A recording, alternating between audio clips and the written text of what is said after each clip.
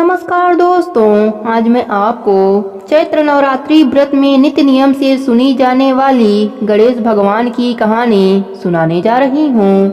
प्रेम से बोलिए गणेश भगवान की जय हो, दुर्गा माता की जय हो। एक समय की बात है, एक गांव में एक साहूकार अपने परिवार के साथ रहता था। साहूकार के दो बेटे थे, उनका नाम रमेश और राघव था। रमेश बड़ा बेटा था।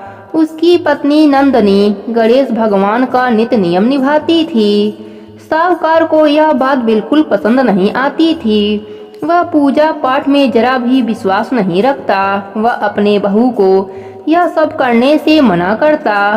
एक दिन गुस्से से साहूकार रमेश व उसकी पत्नी को घर से निकल जाने के लिए कहने लगा। वह दोनों घर से निकल गए। वह दोनों गांव के बाहर झोपड़ी में रहने लगे। उनके पास खाने के लिए कुछ नहीं था। उस दिन वह दोनों भूखे ही सो गए। अगले दिन भी घर में खाने को कुछ नहीं था। नंदनी ने गणेश भगवान की पूजा करी और दोनों गणेश भगवान के मंदिर गए। मंदिर में जो प्रसाद मिला वही खा लिया और घर आए। रात में जब दोनों सो रहे थे तो नंदनी को गणेश भगवान ने सपने में दर्शन दिया और कहा, यहाँ उत्तर दिशा में एक गांव है। उस गांव में गंगा राम नाम के सेठ जी की बंजर जमीन है, उस पर खेती करो।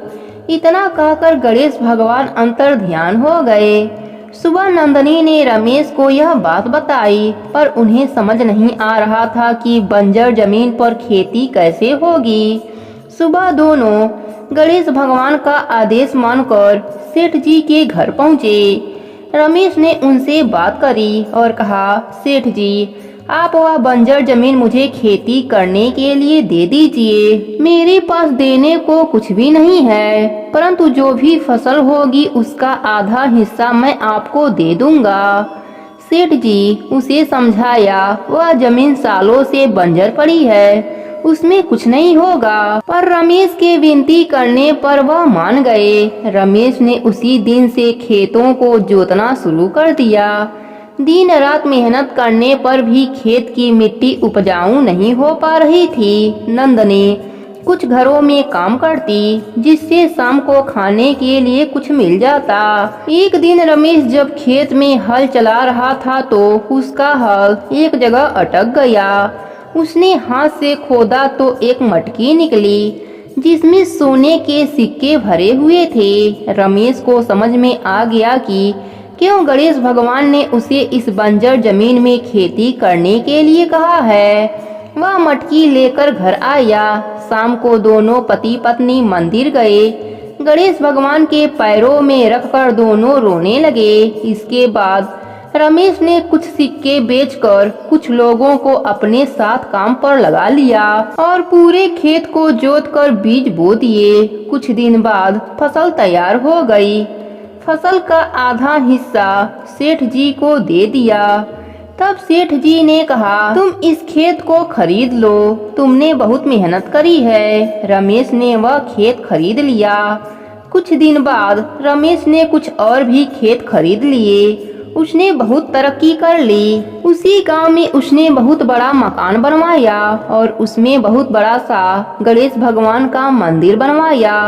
रमेश अब केवल हिसाब किताब देखता था। नौकर खेतों में काम करते थे। उधर रमेश के पिता पर गणेश भगवान का प्रकोप पड़ा। उसके घर चोरी हो गई, उसके खेत बंजर हो गए।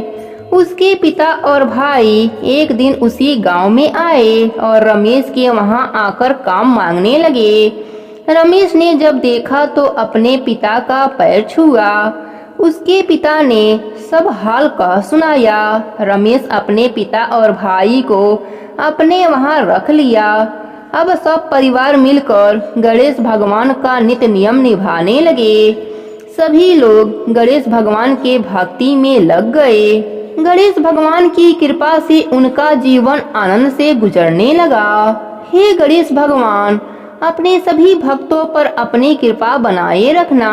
कहानी अधूरी हो तो पूरी करना, पूरी हो तो मान रखना। प्रेम से बोलिए गणेश भगवान की जय हो।